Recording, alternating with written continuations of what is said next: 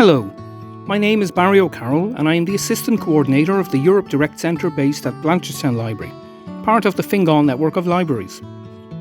Welcome to the second in a two-part panel discussion on the EU digital strategy.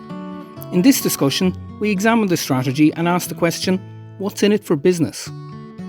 I am joined by Werner Stengg and Melanie Boylan. Werner Stengg is a cabinet expert at the European Commission, dealing with digital matters, including the platform economy, data and artificial intelligence, and disinformation.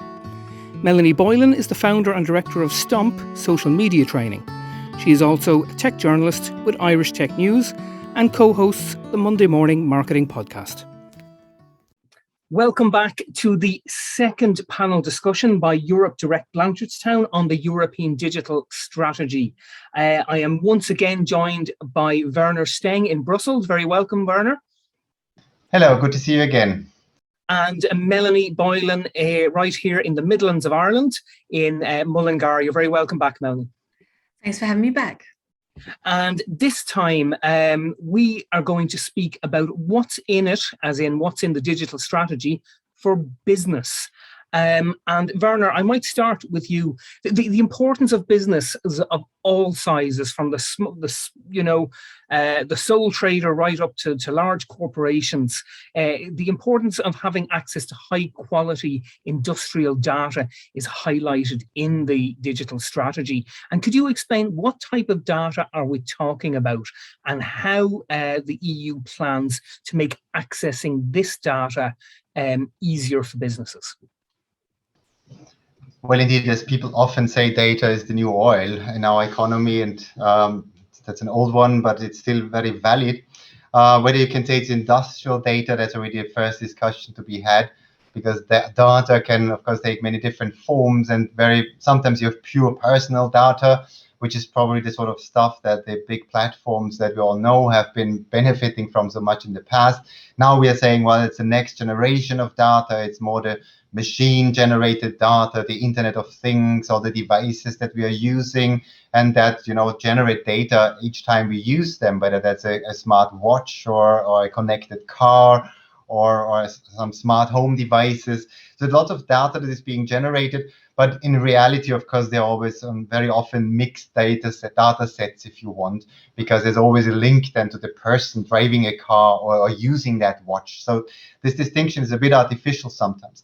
I mean, for businesses, obviously, the value of any such data is enormous, regardless of the size of the company.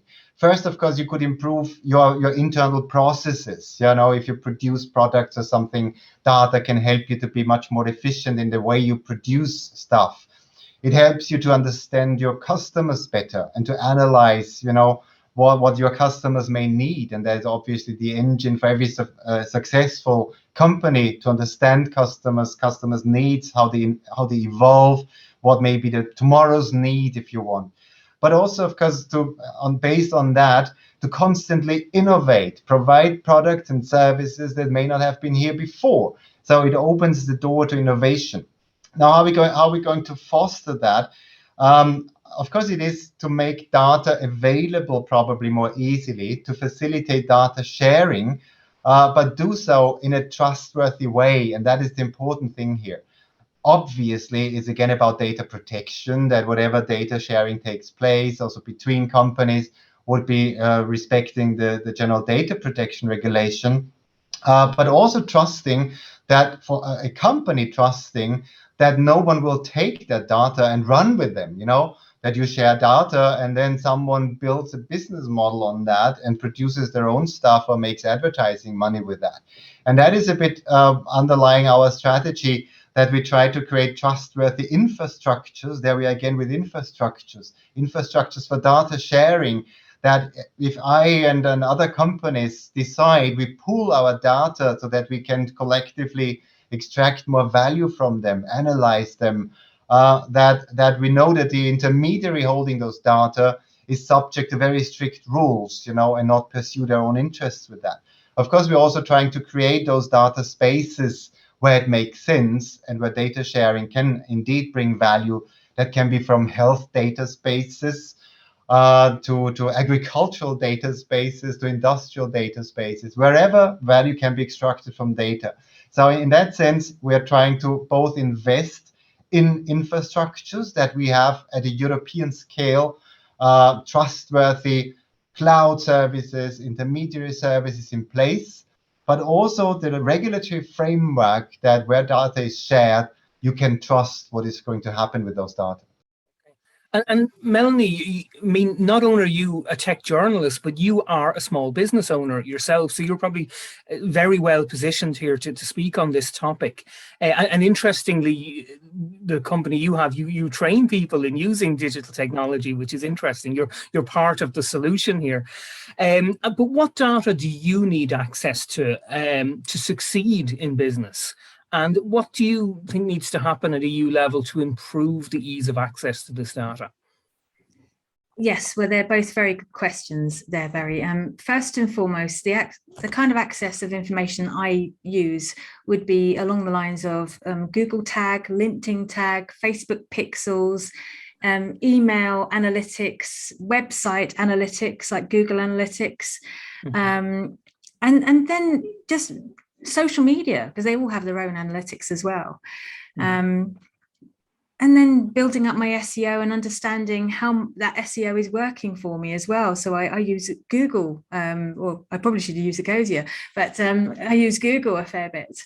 But you know, there's a lot of data out there. It's just, and most of it's actually free, but that's the reason why it's free is because they're using all of that data against us to a large extent. Just like Werner mentioned, he was saying, you know, depending on what you're searching and how you're using it and where you're using it, it will demonstrate certain things, it will put up ads, it will make available to you certain information that they know you'll find of interest. And people don't actually fully appreciate just how much information and data they're putting out there that they're making available to the likes of us. So, I mean, as an exercise, somebody I met at a conference 2 years ago, they asked for a report from Google, and it took nearly 4 months to collate that information, and 2 boxes showed up of their 11 years on Google. 2 boxes. Which was terrifying. So there really is a huge amount of data out there about you. And this is why iOS, Apple have started sort of knocking that on the head. And, you know, you're now having to ask whether an app can track you or not, which I think is a good idea to a large extent on a personal level. It completely destroys my business, but on a personal level, it's Werner laughing there. But, you know, it really does help people appreciate that you are in control of your data privacy to an extent. And I see a little conflict there between maybe that the individual protecting their data and then the businesses wanting that same data. That there seems to be a little. Can I just ask you as well, in terms of data that you might need, for example, like company registries or market research and that, is that something you find difficulty accessing to, and could that be made easier perhaps? Was that to me? Yeah. Oh, sorry. Yes. Yes. So, well, actually, it's actually really easy to get hold of this data. 9 times out of 10, it's freely available to you. And even if it isn't freely available to you, there's people trying to sell you stuff all the time. I get emails about events that have happened. Would you like their email data list? Would you like this? Would you like that? I personally don't trust them. Especially as they've said, here, would you like the list for this year's such and such event? And I know full well it didn't actually happen. So who knows how old that event actually is. So, you know, you've got to go to responsible locations to get this information. But honestly, the best way to improve your business is to build that data set yourself, because it's more accurate, more pertinent, and then you're targeting the right audiences as well. And again, I'll take the opportunity to plug the library again. We do have access for free to market research websites that normally you'd pay a fortune for on your own. So make sure you come in and use your local library if you have a small business in particular. I want to move on now to speaking about doing business online, and I'll stay with you here, Melanie, because again, I know this is really your area, and one of the aims of the digital strategy is to provide a better framework for doing business online. And I think in the last 18 months, 2 years or so, this has really come to the fore. So how important is it for the online market for businesses at the moment? So how important is the online market, I'm saying, and what are the challenges that you're facing now and you expect to face in the future when doing business online? You know, each question you give me, you make it sound like a really simple answer, but I could actually come back with about an hour of response to that one. But I know we don't have the time. It's actually got slightly more challenging than it was pre-pandemic because there is so much more competition online. But there's also different levels of onlineness, if you like. Some people have got the story right, and they've got all their SEO, and they've got the singing and dancing websites, and they're posting regularly, and they're huge content creators. And then there are people who've put up their website and gone, right, just come now, please. And so when it comes to, certainly on a small business basis, I think people have to better understand that just putting your business out there isn't enough. You have to keep telling people. I mean, my business name is what I do, okay? And yet I still have to keep telling people what I do, because you get pigeonholed for certain industries. I mean, you're not just a library, for instance, so you have to tell other people the other things you do to remind them what you do and how you do it and how to access and that sort of stuff. So when it comes to getting people ready to put their business out there on a more regular basis, I think we have to help people understand that just getting your business online isn't enough. And also just using digitalization as a means of promotion isn't enough. There's still a need for the traditional side of things. You're still welcome to go on radio, get on the telly, do podcasts, and even get in the papers. There's still a need for it. So when it comes to accessing supports, certainly here in Ireland, we've got great support. Actually, we're quite an envy of some countries with the local enterprise office in Enterprise Ireland. I've spoken to people overseas and they're like, we have nothing like that. So we're quite enviable in that respect. But it would be nice if across the EU, we had similar resources available in each country. And I think that's the perfect point to bring Werner in on that. That's a very nice segue. Thanks for that. What is in the digital plan for providing this better framework for doing business online and overcoming these challenges that Melanie's spoken about? Well, I guess I would also need 1 hour now, if you can give me that time. Again, COVID has further increased the necessity of doing that. We have seen it, of course, during lockdown in particular, that if you did not have an online way of providing your products or services, you were simply out of business. And you have seen quite some development there. But again, in our digital decade, I mentioned already infrastructure, I mentioned skills. The third pillar is indeed helping business go online where it is not yet the case. And there's, frankly, sometimes the figures are quite scary. I met some state secretary of a German land the other day, and she said that 83%, or was it 87% of SMEs in that land were not digital yet, or not online yet, which is an incredible number, of course. So again, there will be lots of support programs and funding and so on to accelerate that. But as always, funding obviously is not enough. Knowledge acquisition is important. There we have things like digital innovation hubs, so sort of support structures that would help local SMEs actually to understand and use technology. There would be issues around facilitating interactions with government, once-only principles, that you get what you need from the public sector in a much more efficient and cheap form. But then there's also, and again, typically for Brussels, a lot of legal issues surrounding that. Yeah, we have, for instance, legislation that we proposed, again, the Digital Services Act, but also on artificial intelligence. At first, it always sounds as if this was regulation that would impede business from innovating. But if it's properly done, if it's well done, it also creates the legal certainty for business to get on with it, right? If, for instance, the risk of getting into some AI solutions, using them or developing them is high, that 6 months later, some authority comes and says, oh, no, you can't do this, that's not ethical or not legal or what have you, then it's very hard for you to invest in this. So we create legal certainty, if you want. We also do this, obviously, at scale in Europe, because when we propose such laws, we create a market of 450 million people.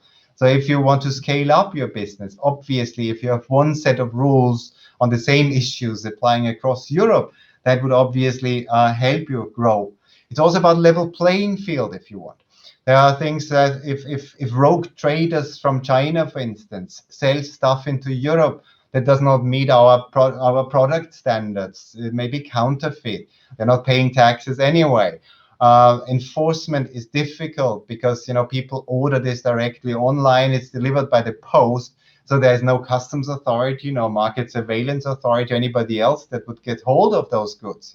If you are now a European company that respects all of our laws and pays the taxes and so on, and you have to compete with such rogue traders, that is, of course, very, very difficult. So we are making it much harder for such platforms and rogue traders to compete on unfair terms.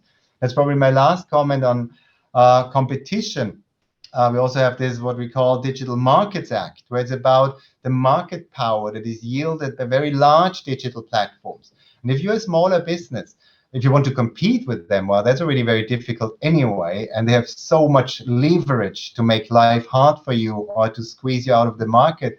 But also, if you need them and use them to offer your product and services, and many, many businesses need that. They need the marketplaces, they need the hotel booking platforms, they need those, or also the app stores, right, to offer your goods and services to citizens. So therefore, we're also trying to protect those many small companies that rely on those very large companies, that they are not treated unfairly.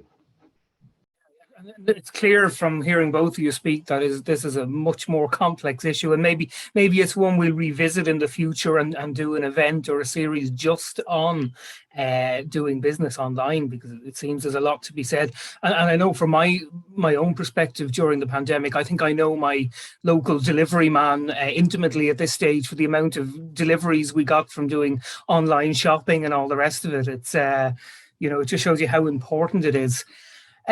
So moving on now, the digital strategy, it includes a plan to invest in people and infrastructure. In our last discussion, we spoke about this already from the individual's perspective, but maybe let's look at it now from a business perspective. And to Werner, could you give me some more details about what this investment in people and infrastructure means?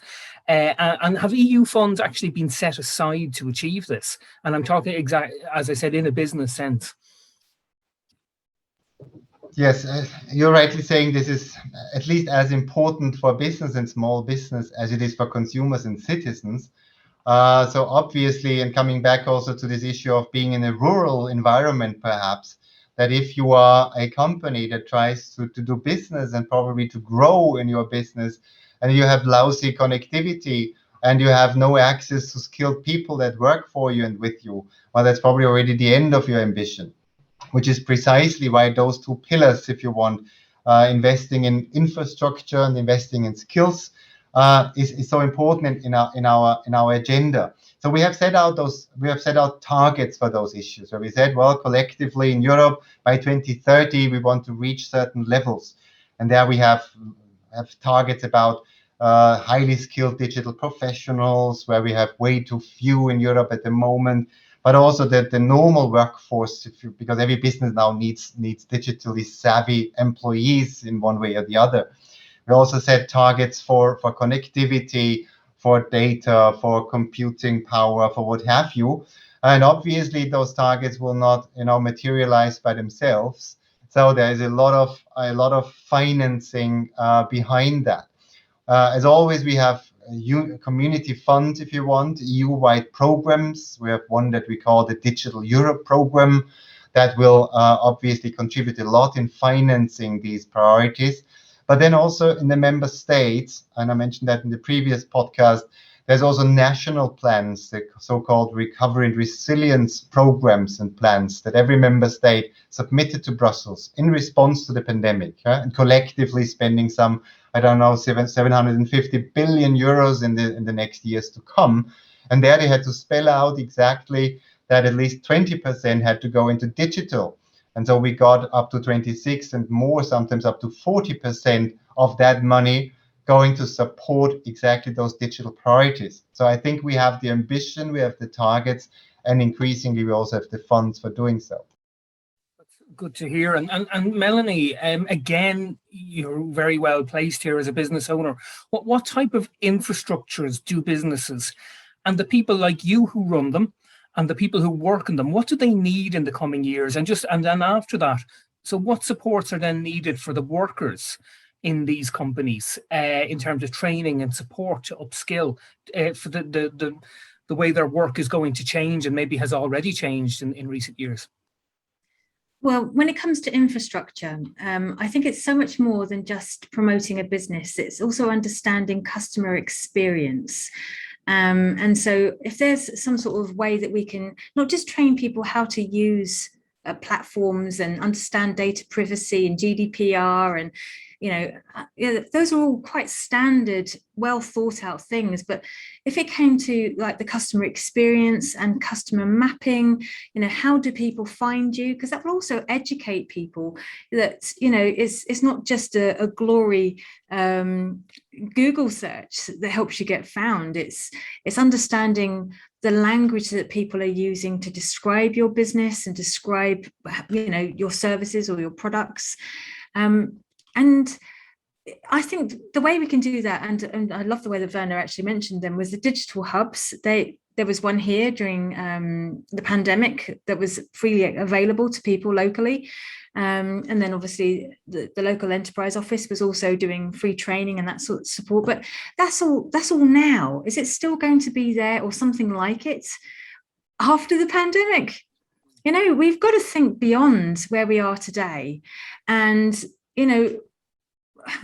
people were financially hit, not just during the pandemic, but going on. People lost their livelihoods, they lost their homes, they lost they lost relationships and families because, the obvious, and also because they weren't able to maintain those relationships. So it's not, I know this particular one is about in it for business, but we have to remember the people behind the business, and the mental health resources and, the supports that need to bolster them and give, reaffirm their confidence and help them establish, beyond the ethereal online persona. We are slowly going back to face, and even if we're going hybrid, we're also starting to use different platforms where we can actually physically talk to people, not just type. So I think understanding what is making people tick now, because we are all different. Everyone in this room is a different person to who they were 20 months ago. And we're going to change again. And I think maybe every now and then we need to set some time aside to say, okay, the message has changed, the people have changed. We're going to have a metaverse some stage in the next year or two. And that's going to be something we have to all embrace. It's not just businesses, that will be everybody. So, every now and then, I think we need to take stock and sit back and understand what do we need to do to help everybody, not just people like me who are in the sector, but people who want to better understand it as well. And it's really interesting that sometimes when we talk about business, we forget about the people. either using the businesses or working for the businesses, then it's very important. And I think it was really interesting how you mentioned mental health, because, you know, if digital working from home is going to be a bigger deal in the future, you know, we have to look at how that affects people as well in terms of other aspects of their health, whether working safely with all the equipment and chairs they need, or their mental health from maybe not having as much contact with people. So that's a really interesting point to have made. So one thing that was mentioned earlier, I think by both of you, is the role of artificial intelligence in business. And this is a major part of the digital strategy. And I'll start with you, Melanie. This is a topic that makes some people a bit nervous, I think. And just for a start, maybe, how can artificial intelligence play a role in business in the coming years?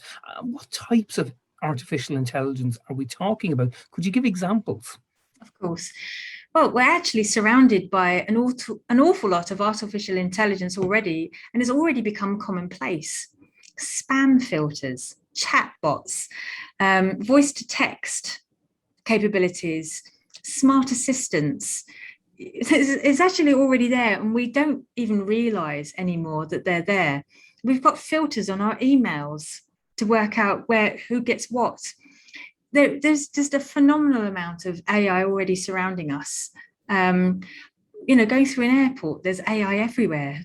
Thumbprints, face prints, it's absolutely everywhere. So when it comes down to AI coming forward, well, again, I don't know how many times I've mentioned metaverse now. It's a terrifying amount. But this is going to change things completely. And it will show us, you know, we'll be attending things virtually, and that will be a form of AI.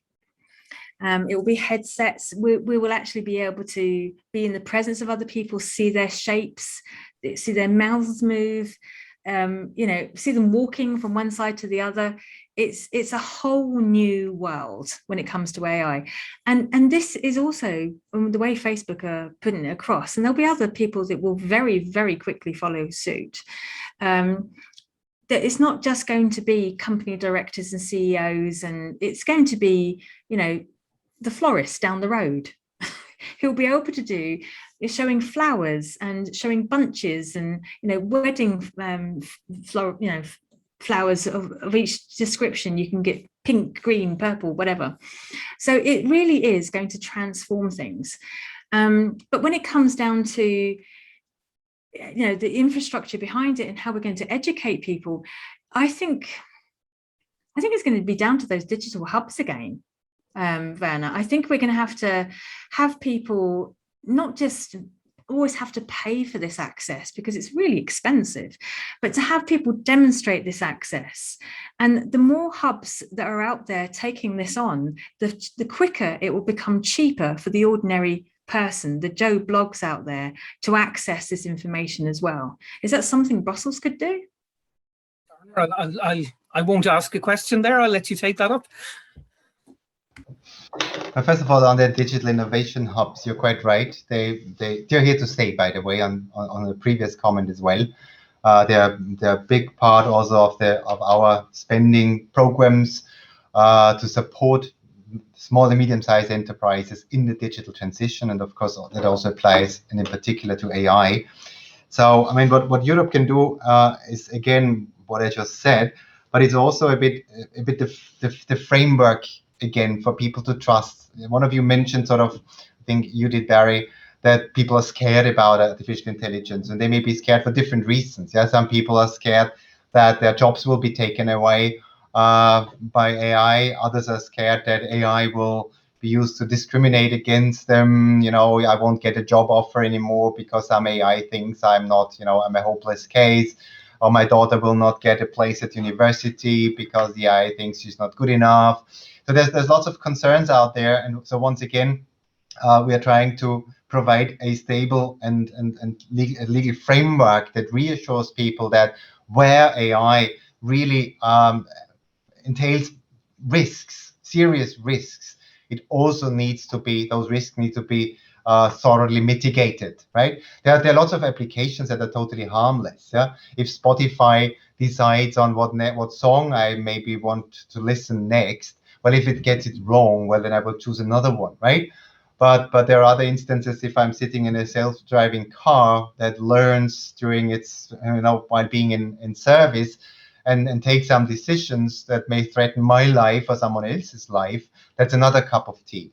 So that's the first thing, to see what type of application out there is harmless, what type of application is not quite so harmless, but a bit of transparency would probably be enough. I would like to know when I talk to one of those bots that Melanie mentioned. But when I know that, I can decide to continue the conversation or no, hang up. And then there are others that may require much more intervention. I don't, for instance, take the example of a doctor, because you asked for use cases. There's some software, that AI-powered software, that helps the doctor establish cancer or what type of cancer a patient may have. Now, we all know that based on good data, AI will be much more reliable, actually, in making a good diagnosis. But that will not replace the doctor, by the way, because it will be an aid to decision making. But the doctor needs to be perfectly skilled, of course, to understand the software that he's using. So you need a lot about explainability there, about training there, and some safeguards around it, that we can be reasonably sure that the AI will not work against us, but in our favor. I think it's the one thing in this whole transformation. It's the one thing that jumped out with me, I have to say, and it is the one that makes you feel the most little bit nervous, a little bit. What's this all about? Will the library be taken over by robots in the near future? What's going to happen? And just if there's any just final words you'd like to give, Melanie, I'll go to you. One thing I've noticed over time is we are getting to a point where everybody needs to have this knowledge. Okay, it's not just the business owners, it's the housewives, it's the stay-at-home mums, it's the Joe Blogs as well, indeed. Yeah, it's the everyday Joe Blogs who needs to have this knowledge now. And I think the sooner we start with children and showing them responsible behavior online, how to understand not just safety online, because we're always emphasizing, there's, child exploitation, and it's always frightening references. Okay, it's only as frightening as you allow it to be at the end of the day. And so we need to enable our next generation to appreciate that there is power that's good and bad online. And I think if we start helping the millennials and the baby boomers, who can then support the next generation in understanding how to use these tools, then I think, harking back to the last talk that we did, it will make the people that are going forward make more success of their business, because they'll be able to reach people responsibly, carefully, and environmentally. Melanie. And Werner, is there anything you'd like to say to finish up? Absolutely. Just building on what Melanie just said, because we spoke a lot about investing in infrastructure and skills and this, that, and the other, which is all super important. But what is equally, if not more important, is that this digital transformation is done in a human-centric way. And that underpins most of our activities here. And if I see this through a business lens now, I think I'm also well advised to carry out my own digital transition in the most transparent, data-preserving, responsible way possible, because precisely of those justified fears, or sometimes unjustified fears that you mentioned, Barry. But I think there is a case to be made for a business if people say, okay, if I do business with them, I know I won't be screwed, and we had these Facebook discussions with a whistleblower, right? If people feel that the underlying business model is not in their interest, or if a company using AI uses it in an irresponsible way, people will turn away from such service propositions. So I think there is something in it for business by coming across as a trustworthy, human-centric undertaking using the technology, fine, but in a human-centric way. see Melanie agreeing there. So I think that's a really good place to end this. So I'd like to thank both of you, Melanie Boylan and Werner Stengg, for joining me for this discussion and our first discussion on the digital strategy, What's in it for me, and this one, What's in it for business. So thank you both very much. It's been a great pleasure. Thank you very much, both of you. Thanks, Barry. Thank you, Werner.